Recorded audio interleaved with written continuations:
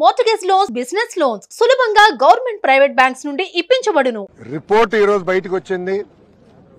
ఏ అధికారులైతే ఆనాడు కేఎంఎఫ్ ని తీసి ఎవరెవరికో టెండర్లు ఇచ్చారో, ఎవరు వాళ్ళు ఎందుకు చేశారు, దాని వెనకాల లావాదేవీలు ఎవరు చేతికి ముట్టినాయి, ఆ వివరాలు మేము బయట పెడతాం. అంతేకాదు కొత్త గెస్ట్ హౌస్ కట్టినప్పుడు కూడా అనేక వయలేషన్స్ కూడా గత ప్రభుత్వాలు చేస్తాం జరిగింది. వాళ్ళ మనుషులు కావాలని ఎగ్జంప్షన్లు కూడా ఇస్తాం జరిగింది. ఇట్లా అనేక విషయాలు ఒక్కొక్కటి బయటపడుతుంది.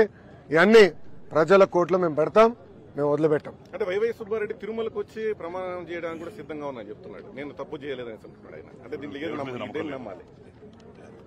ఇప్పుడు సిద్ధమా? నేను ఇక్కడనే ఉన్నా. రిపోర్ట్ క్లారిటీ ఇంకేం కావాలి ఆయనకి? అంటే ఆయనకి గ్రిప్ లేదా? ఈయోగా ఉన్నప్పుడు ఆయన తెలియదా ఏం జరిగిందో? ఆనాడు ఏం చెప్పారండి వైవి సుబ్బారెడ్డి గారు ఒక మీటింగ్ లో?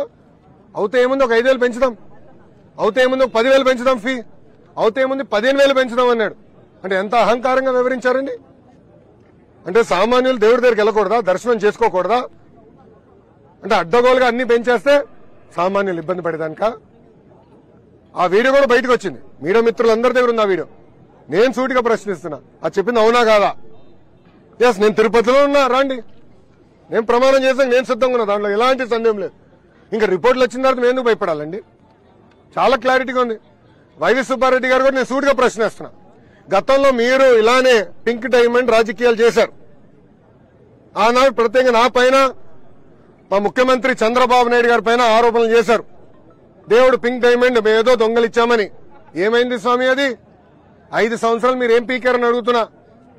అంటే రాజకీయం చేస్తాం తప్ప పవిత్రత కాపాడుతాం మీకు తెలీదా అని సూటిగా వైవి సుబ్బారెడ్డిని నేను ఈరోజు ప్రశ్నిస్తున్నా. మీరు ఆధారాలు చూపిస్తుంటే భూమన కరుణాకర్ రెడ్డి మాత్రం చంద్రబాబు గారి మీద విమర్శలు చేస్తున్నారు. దాన్ని ఏ విధంగా చూడాలి? దేవుడి పైన వాళ్ళకి నమ్మకం లేదు, ప్రజల పైన వాళ్ళకి నమ్మకం లేదు, ప్రజలు ఇచ్చిన తీర్పు పైన కూడా వాళ్ళకి నమ్మకం లేదు. ఇంకేం చెప్పాలా? అంటే ఆధారాలు ఉన్నాయి, ల్యాబ్ రిపోర్ట్లు బయట పెట్టాం, ఇంకేం కావాలి వాళ్ళకి? ఇంకేం కావాలి?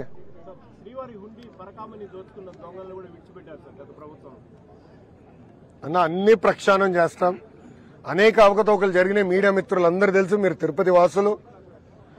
నేను గతంలో వచ్చినప్పుడు కూడా మీరు నా దృష్టికి తీసుకొచ్చారు, ఇది జరుగుతుందనా అది జరిగిందనా అని. కూడా పాదయాత్రలో కూడా భక్తులు నన్ను కలిశారు, వాళ్ళు ఎదుర్కొన్న సమస్యలు కూడా అన్నాడు చెప్తాం జరిగింది.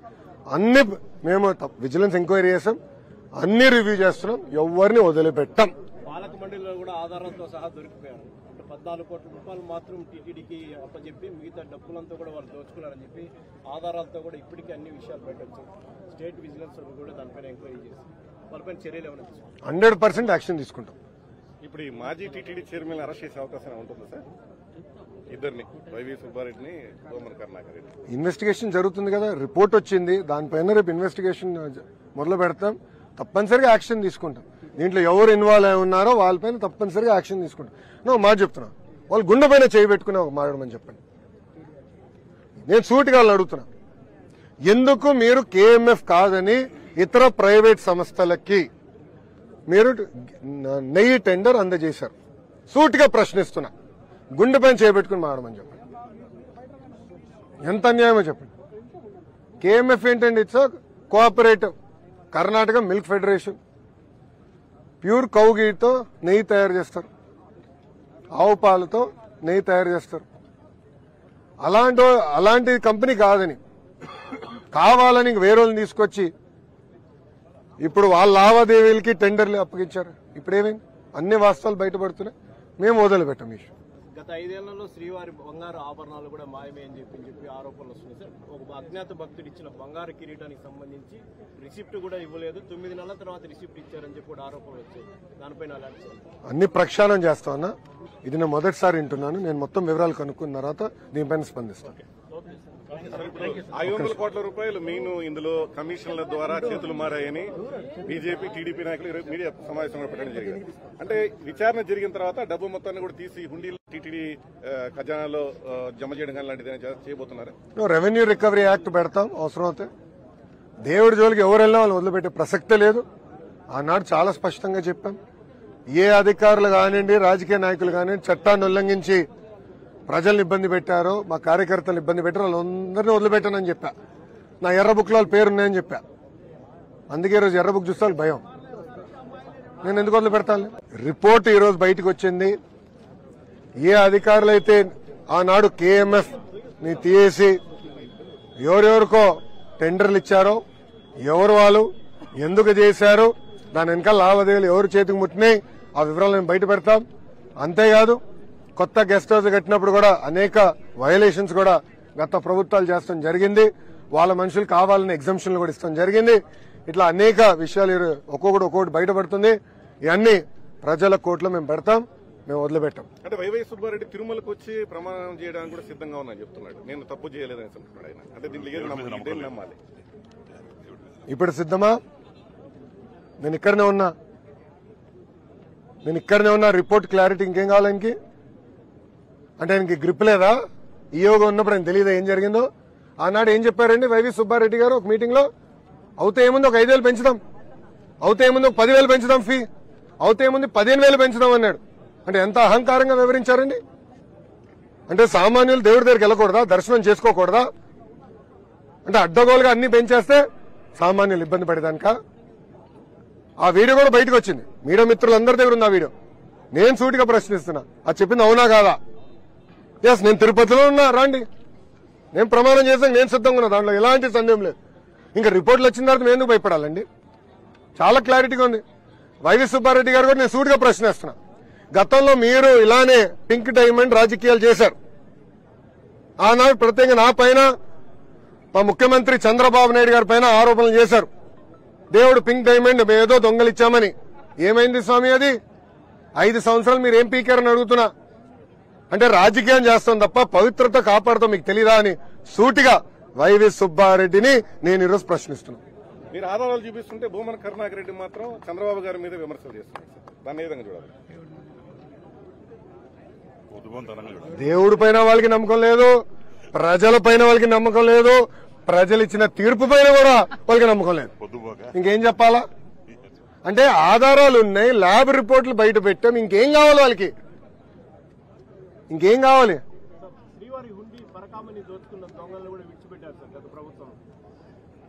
అన్న అన్ని ప్రక్షాళన చేస్తాం.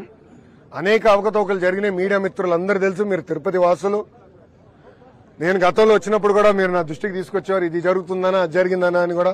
పాదయాత్రలో కూడా భక్తులు నన్ను కలిశారు, వాళ్ళు ఎదుర్కొన్న సమస్యలు కూడా అన్నాడు చెప్తాం జరిగింది. అన్ని మేము విజిలెన్స్ ఎంక్వైరీ చేసాం, అన్ని రివ్యూ చేస్తున్నాం, ఎవరిని వదిలిపెట్టాం. పాలక మండలిలో కూడా ఆధారాలతో సహా దొరికిపోయారు. 14 కోట్ల రూపాయలు మాత్రం టీటీడీకి అప్పచెప్పి మిగతా డబ్బులంతా కూడా వాళ్ళు దోచుకున్నారని చెప్పి ఆధారాలతో కూడా ఇప్పటికీ అన్ని విషయాలు బయటొచ్చాయి.